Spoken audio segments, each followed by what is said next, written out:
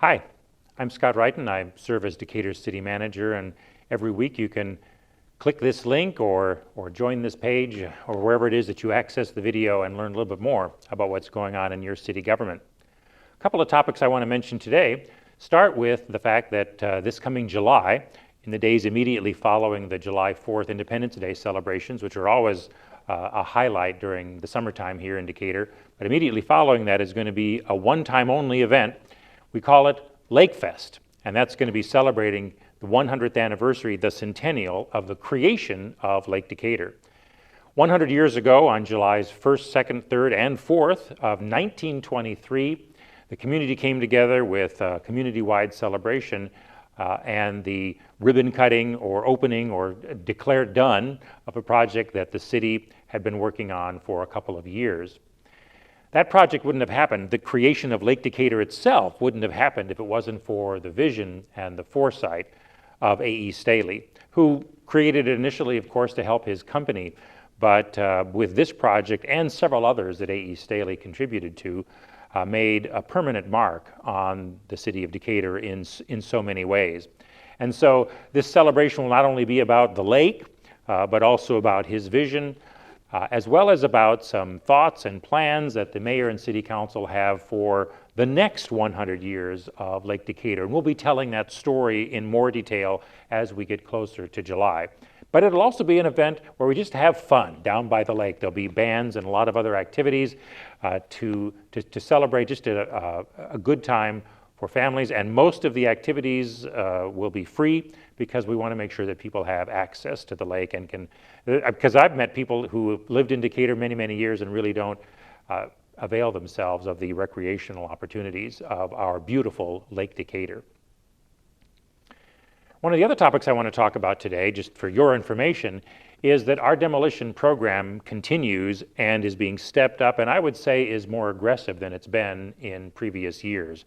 We expect in 2023 to pass the level of more than 100 structures being demolished at the behest and under the contract of the city of Decatur. That doesn't even include other derelict and abandoned structures that are taken down by private parties. Now, when we talk about demolition, sometimes people say, well, gee, why is it that the city took so long to get that, what's called the Walrus manufacturing building? That's up on North Martin Luther King, just as you cross the NS tracks. And of course, the reason for that is because that's privately owned, and we believe that the owner there has the financial resources to tear it down themselves, and we want them to do it. The city uses its money to tear down buildings when we believe that there's no responsible property owner, no other party that we can possibly get to do it. We don't want to use taxpayer dollars if there's another source, another resource to be used. We want to use those taxpayer dollars very carefully, very conservatively in places where we have no other choice, like Woodrow Wilson School, where we really had no other choice except for a project, a demolition project shared by the city of Decatur and the Decatur Public Schools. After the Walrus, and demolition of the Walrus building has resumed. You can't see it that well from Martin Luther King because he's coming at it from the other side, but the demolition of that project has resumed again after a hiatus of more than a year, because finally the owner of the property realized that they need to be responsible property owners. To the north of that, and to the north of the old Prairie Farms, now Tillamook building, is another structure. It was originally called the McClellan building. It was a grocery warehouse when it was built about 100 years ago as well. It's fallen into complete dereliction, and our arrangement with Tillamook is that the city will get that building down. And so those are two large, really past their prime industrial buildings that are going to be coming down this year, and which will completely change the look and feel of that streetscape, that section of North Martin Luther King in that area just on the north side of the city's downtown area.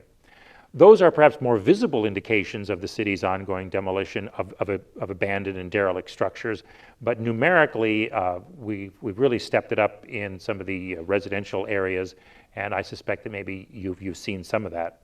What that creates, of course, is more inventory for us, for the city, of what become vacant lots. We sell several of them every month. We've sold over 100 since we began the process more than 4 years ago. But if you're interested in one of those vacant lots, we maintain a little map of the city on our website where you can see where some of those are available. So thanks for tuning in, and I look forward to bringing you another update next week.